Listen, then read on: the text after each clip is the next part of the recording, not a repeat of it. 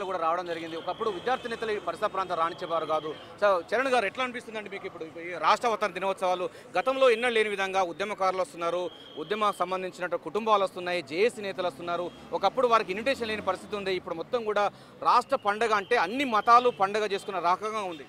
అంటే గత 10 సంవత్సరాల కాలంలో కేసీఆర్ గారు ఏనాడు తెలంగాణ రాష్ట్ర వ్యాప్తంగా ఉన్నటువంటి ఉద్యమకాల విలువ లేదు, ప్రజా సంఘాల విలువ లేదు.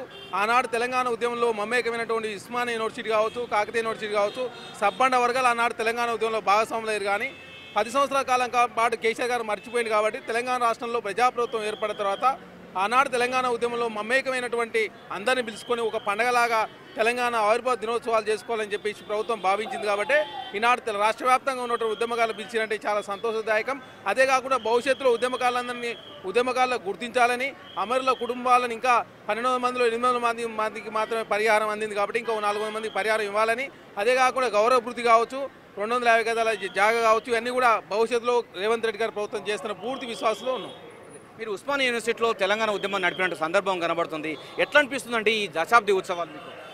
గత 10 సంవత్సరాలుగా విధ్వంసం సృష్టించి తెలంగాణ సమాజాన్ని మొత్తం కూడా బీడు వరుసటువంటి కేసీఆర్ ఈరోజు ఏదైతే ప్రజాప్రభుత్వం కాంగ్రెస్ పార్టీ ఆధ్వర్యంలో ఏర్పడిందో, ఈరోజు మమ్మల్ని అందరూ కూడా ఉస్మానియా యూనివర్సిటీ విద్యార్థి నేత అందరం కూడా ఉద్యమం ఊపిరిగా ఎన్నో వందల కేసులు అనుభవించడం మమ్మల్ని కూడా ఇలా మాకు పాసులు ఇచ్చి మాకు స్పెషల్గా ఉప ముఖ్యమంత్రి వారు భట్టి గారు, ముఖ్యమంత్రి రేవంత్ రెడ్డి గారు ఈరోజు మాకు ఇన్విటేషన్ పంపించి మమ్మల్ని గుర్తించి మా ఉద్యమకారులందరూ కూడా ఈరోజు మాకు గౌరవిస్తానికి మేము చాలా హ్యాపీ ఫీల్ అవుతున్నాం.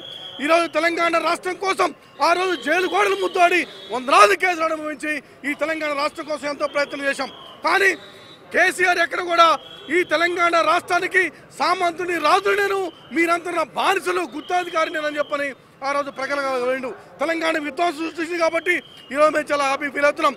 ఇదొక్కటే కాదు, వచ్చిన తెలంగాణలో ప్రజల ఆకాంక్షలు నెరవేర్చడం కోసం, ఉద్యమకారుల ఆకాంక్షలను, అమరవీరుల త్యాగాల్ని నెరవేర్చే విధంగా ఈ ప్రజాప్రభుత్వం ఉంటుందని, దానిలో మేము అందరూ భాగస్వాములు అవుతుంది. ఎస్సీ, ఎస్టీ, బీసీ, మైనార్టీ, ఆదివాసీ వర్గాలందరూ కూడా భాగస్వాములు చేస్తాం.